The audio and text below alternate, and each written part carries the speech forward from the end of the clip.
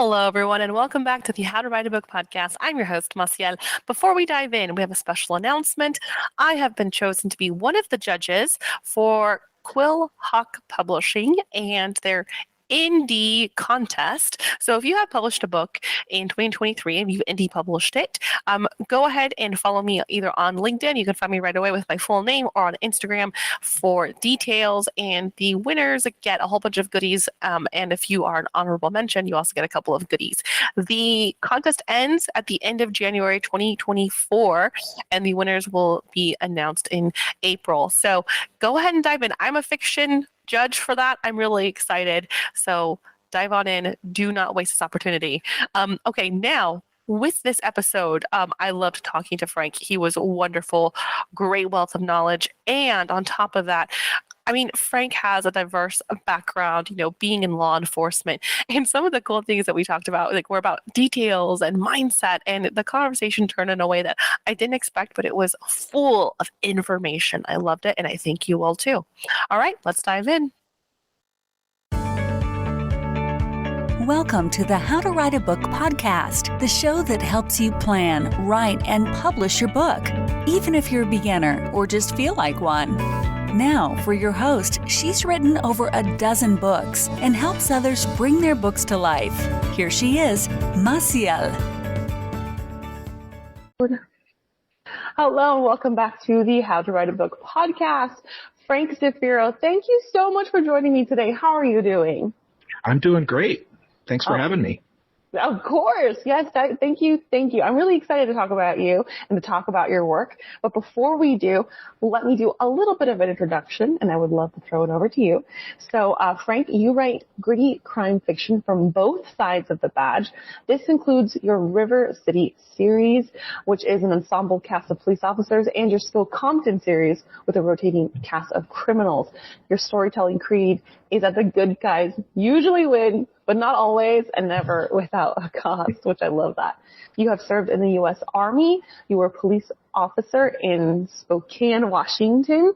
And after you retired, then you went into teaching law enforcement and writing. And you have a number of books. So thank you so much for joining the show. Can you please tell us a little bit about yourself that I haven't covered already?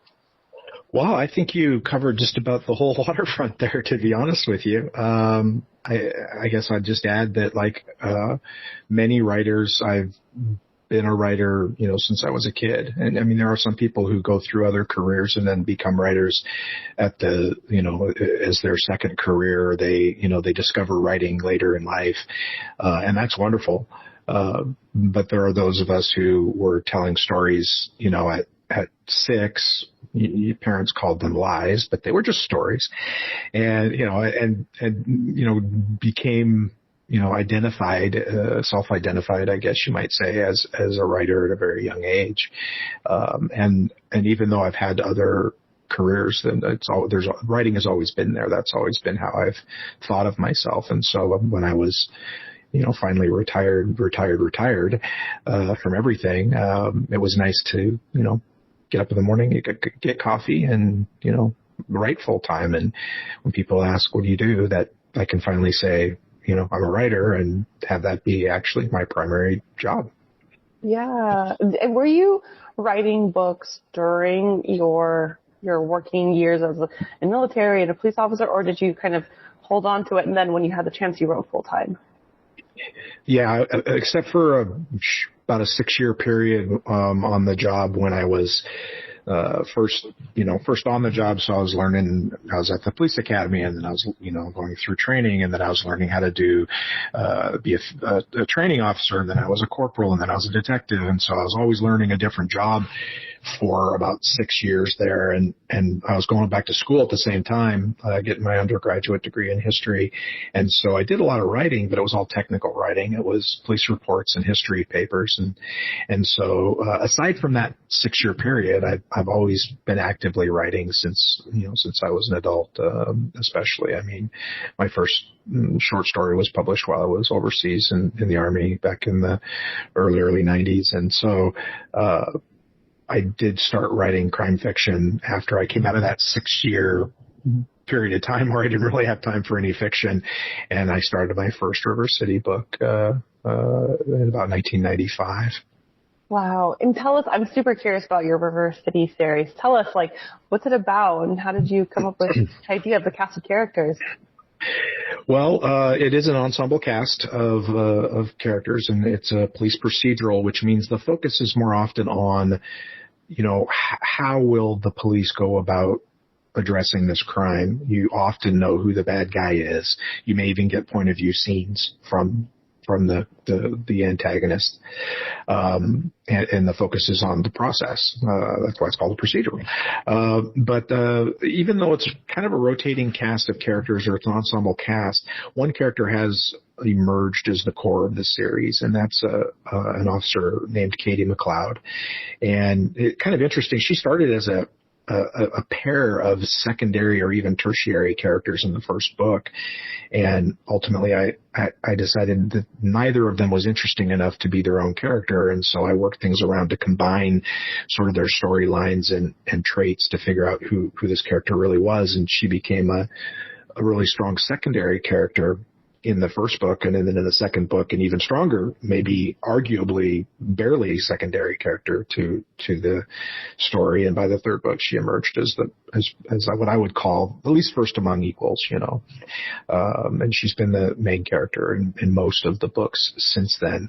And the idea is, like you said in the introduction, that, the police in River City, they're trying to do the best that they can do, but they're not perfect and they're going to make mistakes. And sometimes those mistakes are horrible, costly ones, and sometimes they save the day. And all the way, along the way, you learn about their lives just like you would in any, Hill Street Blues, ER, any of these kinds of TV shows that have an ensemble cast. People marry, divorce, die, retire, promote, all the changes in life that happen right alongside of the adventure that's happening as well.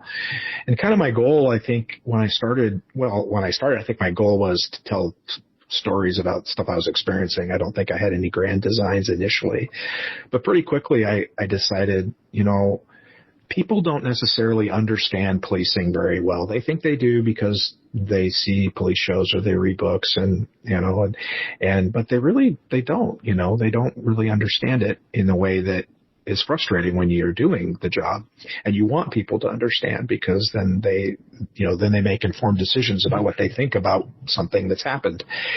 And so I tried really hard, and I have continued to try really hard to very much humanize the officers in this series, so that people think of Katie McLeod not some cop. Because I'd like them to do that in real life too, just look past the badge, look past the uniform, and see the individual.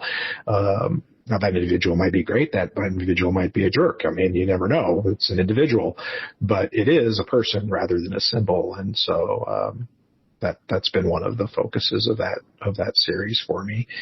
And it's up to about, I think, All the Forgotten Yesterdays was book 14 in the series. So it's gone from 1994 to 2010 in universe, and we're cooking right along, and hopefully be caught up here in a few years to present day. That's awesome. So you have 14 books in the River City series, and then how many do you have in Bespoke Compton? I'll be working this coming year on the 6th one in that series. That's a newer series, comparatively speaking. I think the first book in that came out in 2010. So, that's been moving along, but not nearly as many. And that's one where it's kind of the flip side of the coin, really. It's the other side of the badge that I talk about in that tagline. And it's kind of, one of the things is I had a career for 20 years in law enforcement. That's your perspective, right? But at the same time, you interact with a lot of people who have a very different perspective. And as a writer, it was intriguing to me to try to flip that coin over, to approach it with that lens of of people who are in the criminal life and how do they see things, because they see things, not everything, but they do see some things very differently. And, as you well know, as a creative person, you want to explore these things. You don't want to just do the same thing over and over again and become static. And so I started looking at, okay, well, what would life be like from this criminal perspective? And I mean, I started with a guy who was a police officer who had a very bad incident occur that actually wasn't his fault, but it got made into his fault. And so he got kicked off the job, and that put a real burr under his saddle. And he ended up using everything he learned for the period of time he was working as a police officer to become a very effective, kind of under the radar fence. He would buy and sell stolen items, and he was, the title of the book is At Their Own Game, and that's what he was trying to do. He's trying to beat them at their own game. But then, of course, an opportunity comes along that's too good to pass up, and trouble ensues for him, and that's where the series kicks off. And those books each, even though there's a cast of characters that pop up, the perspective from the main character is always a different person, and so it's really kind of fun. I not the last one, but the number 4 was from the perspective of a pint-sized, 4.5 feet tall, maybe a little taller, but not much, a female burglar who was kind of, she was taking care of her brother who was an addict. And so she's, and what she goes through and what she's thinking about. And then, of course, she comes across something that she shouldn't have, and now people want to hurt her, so she's got to get out of town and can't afford to get out of town, so you got to steal some more. And it's this big cycle of, bad things happening. And it's neat to explore that kind of thing, because was radically different than my own life experience, but I still bumped up against it from an observational standpoint while I was, in my career. Yeah. And because you were a police officer, and then you also became a detective. So that means that during your entire career, you had a chance to talk with criminals and get to know them and ask them, why did you do this? What were you thinking? Probably way more professional than that. You kind of had the glimpse. Sometimes the direct question is the best way to ask it, actually. So I'd say you're bang on with those questions. Well, that's good. That's my journalism skills, my small journalism skills. Actually, journalists are excellent interviewers, and you could pick up a lot of tips from a journalist as if you're doing interviews in an investigative, criminal or insurance or whatever. Listen to how journalists ask questions, and you will elicit a lot more answers sometimes than your typical interrogation tactics. Oh, that's interesting. And that leads me to my next question, actually. I was going to ask you, what kind of skills have you noticed that have transferred over from your law enforcement career into your writing career, things that maybe you didn't expect? That's a good question. I don't think I've actually ever been asked that question. That's a sign of a good interview. I definitely think that recognizing particular details that matter, that can define a scene or a character, transfers over from, as you're investigating, you're looking for, the way things are, and you're picking up on, I guess you'd call them clues, right? You're picking up on facts that matter. And so that's maybe not a one-to-one, but it sort of is a transferable skill. When you're an investigator, now I was only a detective for 2 years before I promoted to sergeant, and I actually spent the second half of my career in leadership roles, which gave me another perspective, so I was very fortunate in that regard. I got to be around pretty much everything a police department does in one capacity or another. And what I noticed is that as an investigator, whether you're a patrol officer investigating a scene that's just occurred or a detective doing follow-up, being able to figure people out is important, because, witnesses are unreliable, purposefully opaque or actually lie. They lie a lot. Figuring out who's lying or why and what their motivation is a skill that helps you. Mm-hmm. I've long said that, even though you hear in murder mysteries, they have to have means, motive, and opportunity. Okay, fine, but the law doesn't recognize that in the same way. The law doesn't care about motive, hardly at all. It only comes into play for certain, bumping it up from one degree to another degree, like your intent. But why you intended to do it, like you're mad because we're getting divorced or I stole money from you, doesn't really matter so much as did you intend to hit me with a hammer or not.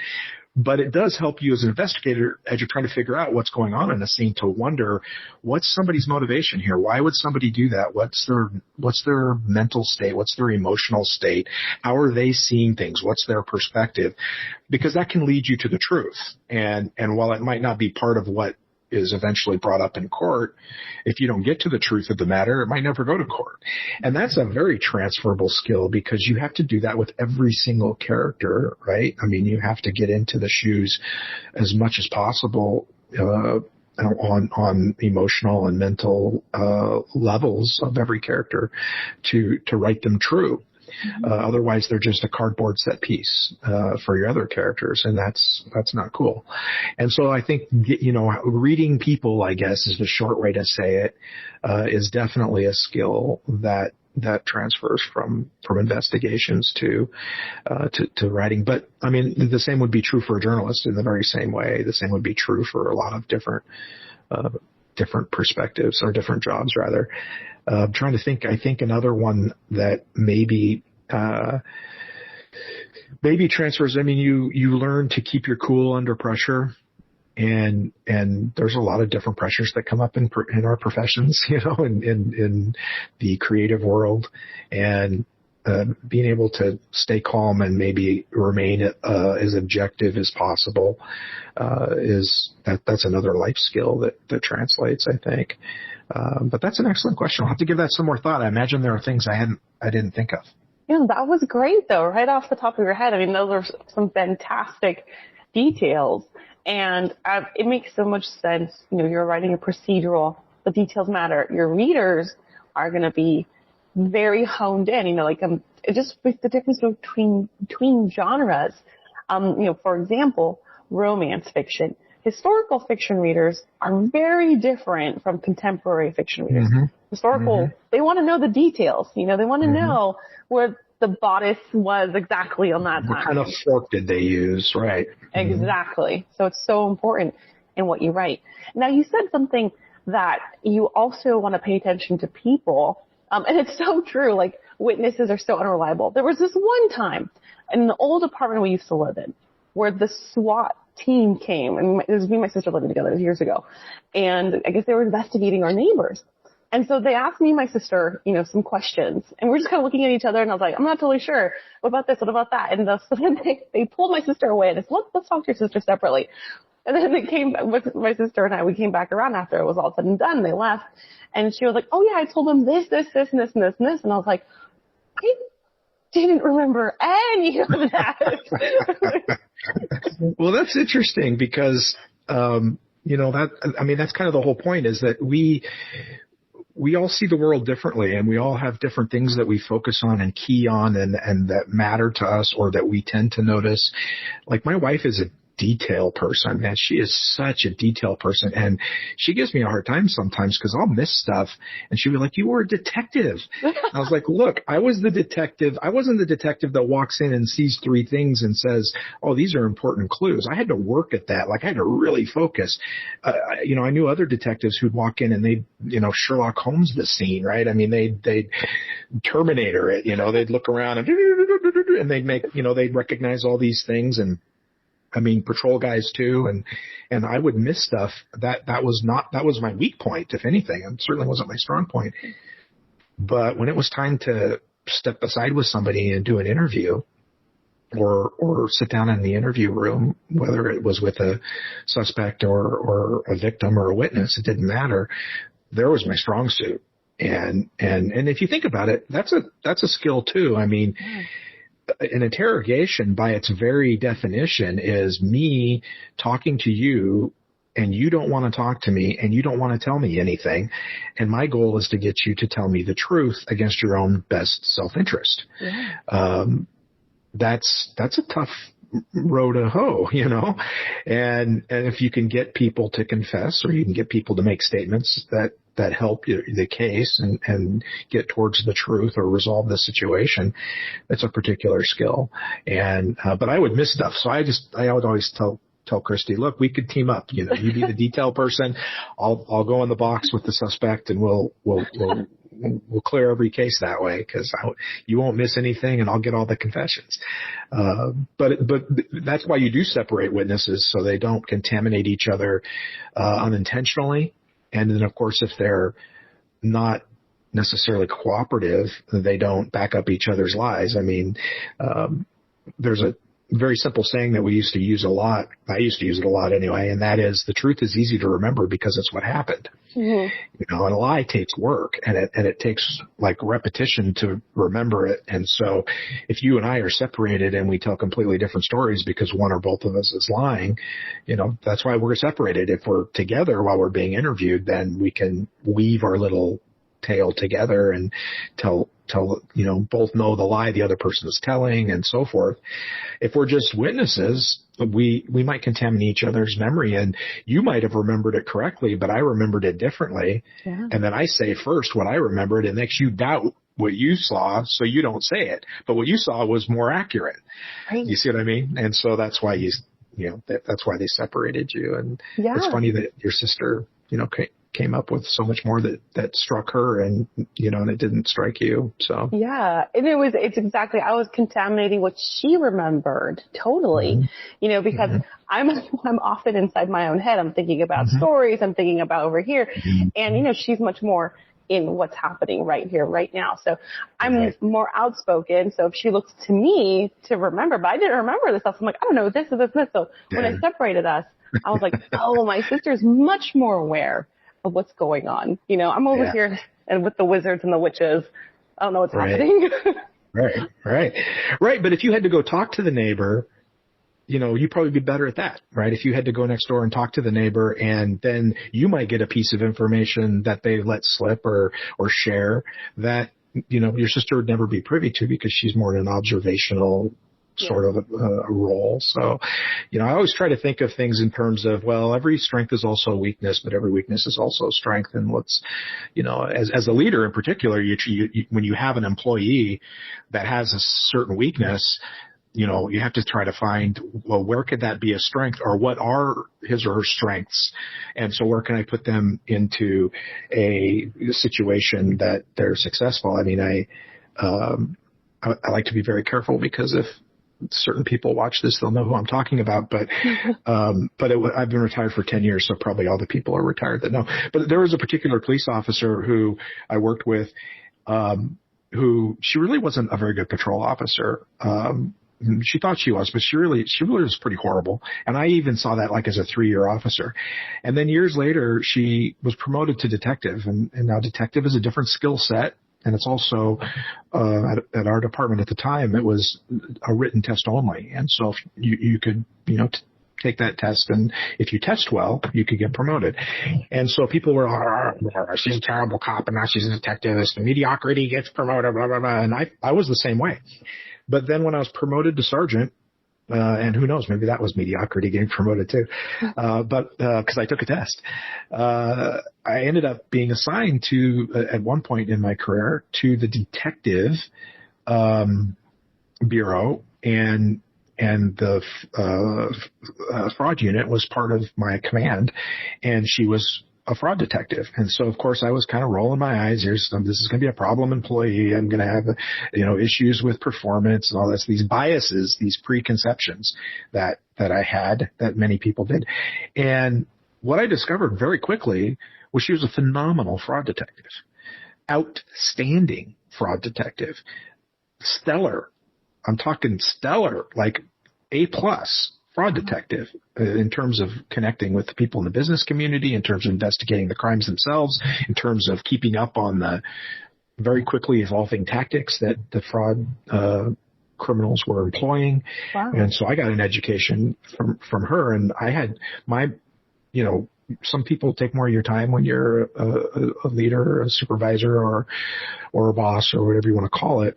And some people are, type 4, you just ask them, what do you need? And you let them go do it, and she was one of those as a fraud detective. And so that was clearly her strength.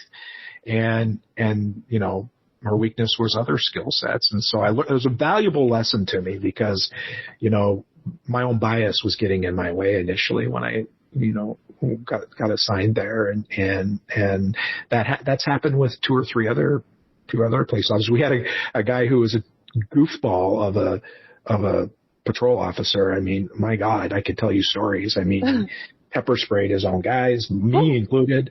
Oh my God. He was arguably a goof as a patrol officer, not a very good patrol officer. But he was really smart. He was too smart, some people said, and he got promoted to sergeant because, took the test well and got promoted. And people were like, oh God, same thing as with the fraud detective situation. And one of my buddies, was, on his patrol team. And I was like, why did you bid that team? You've got enough, juice to bid wherever you want. He's like, the hours, man. I needed the hours. I needed it to be this shift because my kids, blah, blah, blah. I'm like, well, how is it working for so-and-so, goofball guy that's now a sergeant? And he's like, actually, he's a really good sergeant. And it turned out he was. Like, his skill set transferred really well to sergeant. He knew his stuff. He was a nice guy. He wasn't a jerk, just a goof, right? And so he was very attentive to his people. He was always going there and making sure they had what they needed. And if they needed something, he knew how to get it, or he had the answer to their question. He cared about their welfare, but held them accountable, And so, here's this guy that's been on 10, 12, 15 years, and, that guy, he's telling me this goofy cop is a great sergeant. And then I saw it for myself. He actually was. So we pigeonhole people sometimes early in their career as this, that, or the other thing, either a positive or negative attribution. And then sometimes that jacket sticks either positively or negatively throughout their career. And as a leader, sometimes you have to be willing to reassess that frequently and be more, objective. And I guess this just devolved into a leadership lesson. I apologize. No worries. Actually, go ahead. Well, I was going to say that's another skill that I guess does transfer into the writing realm, because if you're writing police books, leaders are often very, it's the guy that yells at you in his office, and that's pretty much all they do. And I like to try to explore that concept a little bit more, with a little bit more nuance and a little more reality. Yeah. So, because that actually, what you've been hitting on leads me to another question about characters. And I still have another 3 major questions I wanted to ask you, but do you have an additional 15 minutes or so? Sure. Okay. Absolutely. Cool. Great. Because I know we're about nearing the time, but these, the questions that start popping up as we go into this conversation. Sure. So you mentioned that you wanted to make sure that your characters are not flat, and you have multiple characters that you're balancing. How do you go about making sure that every character is unique? I think it goes back to what I said before about getting into their shoes and asking yourself, who is this person? What do they want? What's made them who they are? What are their strengths and weaknesses, and what have their experiences been, and how would that shape who they are? And it really helps if you're just a little bit crazy and you think about them as real people, because then you're invested a little bit more. My wife teases me that if I ever leave her, it'll be for Katie McLeod, which is not true. She's not my type, but it does kind of show how much, I do love Katie McLeod. I do admire her for a variety of reasons. And I do think of her as almost like a real separate entity. It's not just some character I created. She has her own existence, as do many of the characters, most of them. The minor ones are a little harder sometimes. They're, and so you have to work a little more to go through that exercise to really try to figure out who they are and make them come alive. But, when you've been writing particular characters and they've evolved over, the first draft of my first River City book was 1995. So we're talking 28 years of living with these characters. They start to become very real to you as the writer. And so you ask more like what's going to happen next, not what do I want to write about next almost, and what's going to happen in these characters' lives and what do they want, as opposed to, it would be really cool to suddenly make her become an impressionist painter. Well, no, that's not who she is, right? And she's actually going this direction, and that's pretty obvious from her behaviors. So I think it's about knowing them and caring about them, even the bad ones, in a way that allows you to then show other people who they are. Mm-hmm. And that brings me to the next question of how do you start writing your books? I mean, it sounds like maybe you start with characters, or do you just start with the draft? What's the beginning of the process look like for you? That's a great question. It's different depending on the book and sometimes the series. I think with the River City series in particular, I've kind of mapped out at least a couple of books ahead what the major events are going to be. And so I know kind of plot in a very general sense. And then I move to, okay, what's that going to do? How's that going to affect the characters? What will their involvement be? What other things might happen? Are there things from previous books that are either threads I left that need to be resolved or could be resolved or should be resolved, or maybe just left alone, and so forth. And so it usually starts with, what's this going to be about? Okay, this one's going to be about, like the one I'll start in the spring is called North Shadowed Heart, and it'll be about a radio talk show host who is being stalked. That's the crime. That's the big crime that's going on that we'll be seeing through the eyes of multiple people, how that plays out. Once that's resolved, I was like, okay, well, is everybody going to be involved in that? Well, Katie and her crew will be. And so how's that going to affect? But that's not going to affect these people. Are they going to be doing anything, or are they just not going to be in this book? Because as the books go on, somebody's role in it kind of rises and falls depending on the nature of the story. I mean, I've had, say, one book with a serial killer in it. The detectives are going to be pretty involved in that one, right? But other books that might focus more on the patrol division. And so once I know what that is, then event is going to be, what that driving situation is going to be, I'll move to how it affects the characters. Other books and other series sometimes can be different. It might be just an idea that I wonder what would happen if, and then you explore that and try to figure out if it would fit in this series or that series. So I don't know if that's a very good answer, but that's how it works. Yeah, I can see how the seed of it starts to grow. So then what's your revision and editing process like? That's an interesting question too, because it's changed over the years.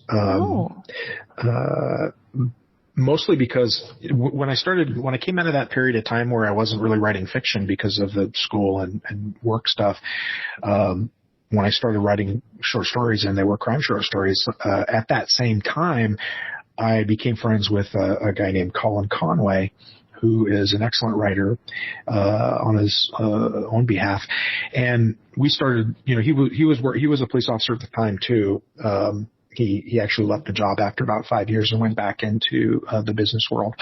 But while we were both on the job there, we became friends, and we were, encourage each other, read each other's stuff, get each other pumped up, the kind of thing that you get from another creative that I think is pretty crucial if you want to avoid the downtimes that inevitably happen.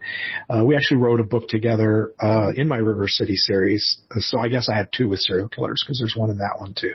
So 2 out of 14. That's not a proliferation, I hope.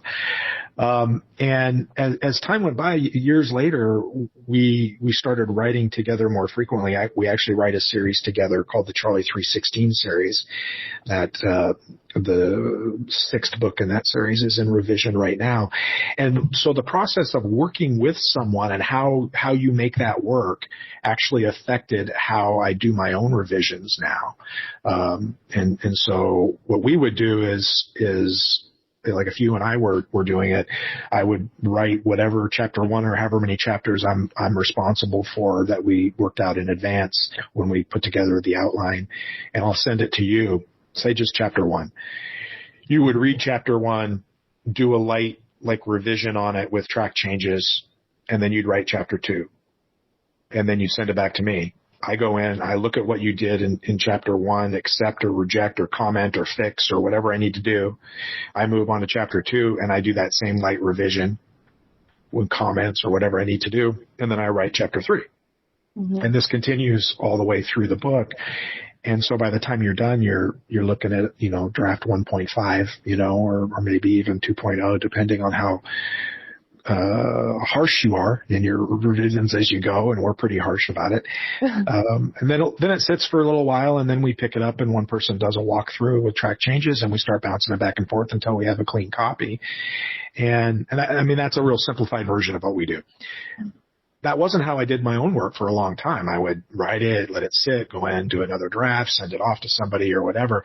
Now I actually go in and I use track changes on my own work when I go in and then do a draft. I go in and I fix it with track changes.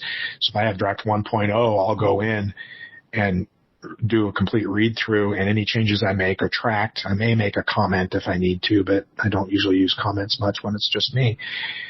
And then when I get to the end of it, then I save it as draft 1.1. And then I save it again as draft 1.2 and go in and accept the changes and look at them again, because sometimes I may not accept them if I didn't like how it turned out or whatever, and proceed that way. So I've actually started doing that with my drafts.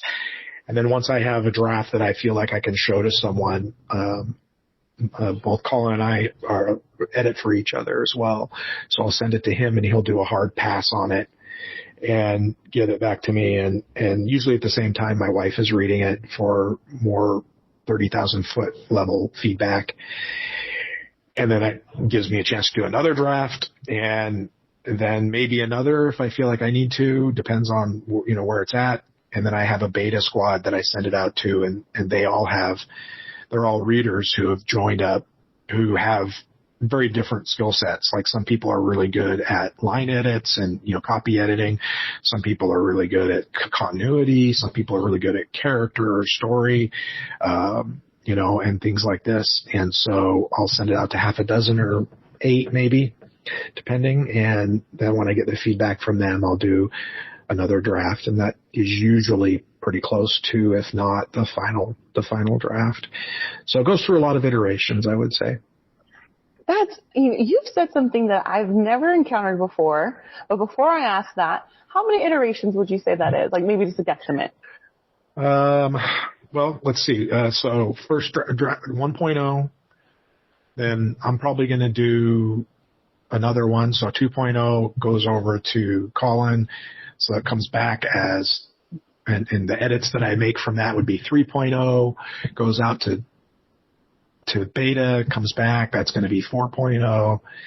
So I would say at least 4, as many as 7, depending on if I set it aside at some point and say, okay, marinade, I'll be back with fresh eyes in 3 weeks. Mm-hmm. And then I pull it out and do another pass. I might do more than one pass on any of those, 1, 2, 3, or 4. So you might get a 2.0, 2.5 before we get to 3, sort of thing. So, but I would say at least 4 is probably the minimum.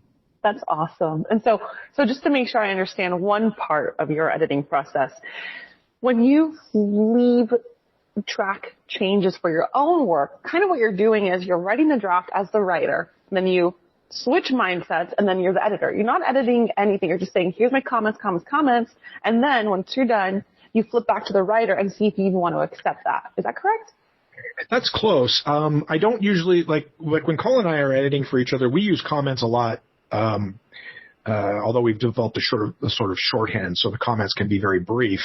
But at the same time, you need more explanation sometimes when you're with somebody else. You want to make sure that, okay, here's why I changed this, because, I feel like we lost the tension here, something like that, whatever. I don't need to put that note to myself if I'm doing it. I just make the change. Mm-hmm. And so I'd say the majority of the changes that I make in track changes are in the document, deletions, changes, insertions, whatever. And I usually know why. If I ever think I won't know why, then that's when I would leave a comment, Mm-hmm. But yeah, I would say you flip from you're the writer, and then you go through and you're the editor, but you're not 100% the editor, because you're also still doing creative stuff. I mean, occasionally I think I put placeholders in, like, I'm sure you do too,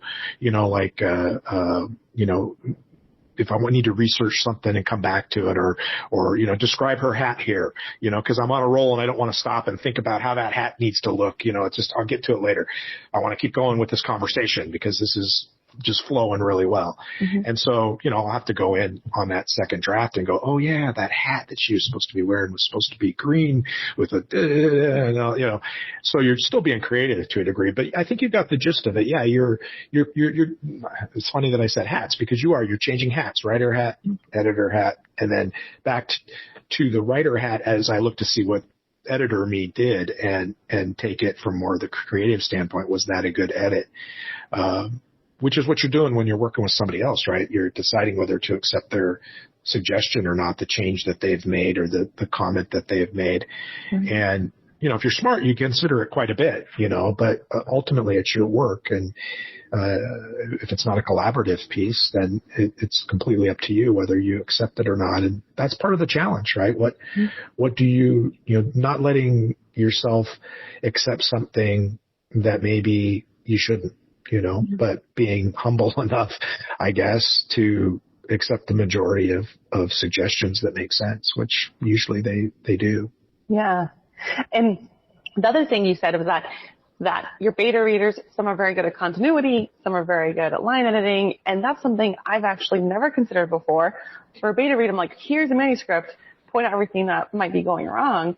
But I love what you're doing. You're really honing in on specific strong points that they might have. I think that's brilliant. That's very cool. I never thought about it's not me. It's not me that came up with it, though. It's them. I mean, it's like they're just playing to their strengths. Right. I think the only brilliant thing I did, and it's not really brilliant, but the only smart thing I did was recognize, okay, Jim is really good at this and Sally's really good at that. So when something comes back in, that's kind of what I focus on, even if they made other changes. And when you get feedback, if you send a book out and you get feedback from 8 people and 5 of them stumble on something, there's a problem there, right? I mean, that's a problem. You need to look at it. You need to figure out why and fix it. If one person did, you can be a little bit more, okay, let me look at this. Does this need to change? Or was this just the reader? Because you're never going to write perfect for every reader. Okay. So it's kind of the same with what, is that her strength and she's stumbling on it? You know what? I don't care if the other 7 people didn't. That's what she's good at, and she caught on that. I need to look at it. Versus, I have one guy who is so good at catching typos, but context stuff he gets wrong all the time. Like, he'll correct me on stuff that contextually I'm like, no, that's not right. And I just ignore those fixes. I don't utilize them unless other people, snag on it as well. And so the smart thing is to recognize what those folks have in terms of strengths, and then really paying extra attention to that sort of correction that they make. Because like I said, if it's what they're good at, you probably ought to listen. And that goes back to what you're talking about with leadership and characters, is recognizing where your strengths are, where your weaknesses are. Okay. Absolutely. I have one more question, and then we can wrap out. Sorry about that. So, not at all. You teach writing, and I would love to know, what is the biggest writing stumble that your students hit? Well, and teach writing, I've done, a dozen or so different writing seminars, and they tend to be like a 6-week one night a week for 2.5 hours seminar on, write your novel, revise your novel, publish your novel, this kind of thing. I've done about a dozen of them over the years. And so what do people snag on the most? Is that, what do they struggle with the most? It's all over the board, but I think maybe the biggest error that you see is people rush. People, not everybody does this, but in your head the scene and the character and the tone and everything. It's like a movie scene in your head, right? You see it. And then you put it down on paper and read it, but you're reading it with the benefit of, it's like reading a script while you've had the benefit of watching the television episode or something, right? Mm-hmm. There's a laugh track there when Rachel says this to Ross or whatever, right? I mean, because you've seen the video. But if it's not on the page, somebody who hasn't seen that video, who isn't inside your head to see this scene, it's not going to necessarily be conveyed to them, at least not anywhere close to what you envisioned. And so people will rush through their description, and it could be, narrative, it could be dialogue, it doesn't matter. They rush through the scene, I guess, and expect that the reader's getting the same thing out of it that they're getting, and they think it's just fine because they're seeing it through that lens of knowing the scene. And when you give them that feedback, some people are very resistive to that because they're like, they see it in their head and they see something on the page that connects to what's in their head, so they think it's fine. Mm-hmm. And so I've often had to encourage folks to, okay, slow down. That doesn't mean be boring. It doesn't mean drag. It doesn't mean don't be compelling, but it does mean let your reader in by giving them everything they need to see the scene that's in your head. And that's, because that's kind of magic, isn't it? You see something in your head and you write it down and I see the same thing. Mm-hmm. I mean, it's a form of magic almost. And so, the thing that goes along with that I guess would probably be the second on that list is how to accept feedback. How to give feedback, that's another talent too. But, people, whenever somebody identifies themselves in a certain way and then that with which they identify themselves with is criticized, it feels like a criticism of you as an individual, and that's just human nature. And also, people, as the stuff we create is very dear to us. I mean, that's why they say editing sometimes is about killing your darlings, right? You love what you've written. How can you possibly cut it? Well, because it needs to go. And so people get very guarded about criticism of what they've written. And so if you put those two things together, and sometimes it can be tough, you've written this scene that doesn't quite cut it, but you think it does, and now somebody's telling you it doesn't quite cut it, and then you're not necessarily willing to hear that criticism in a way that will help you get to the point where that scene does paint the same picture in someone else's head as what's in your head. And it's tough.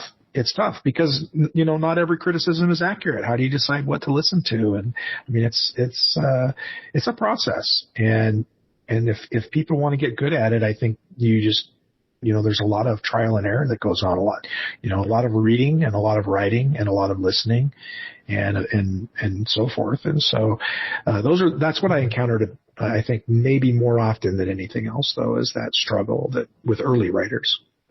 Thank you. So Frank, where can people find you and find your books?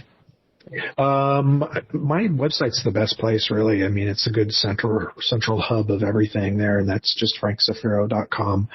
There's links there to my direct store. There's links there to social media and so forth.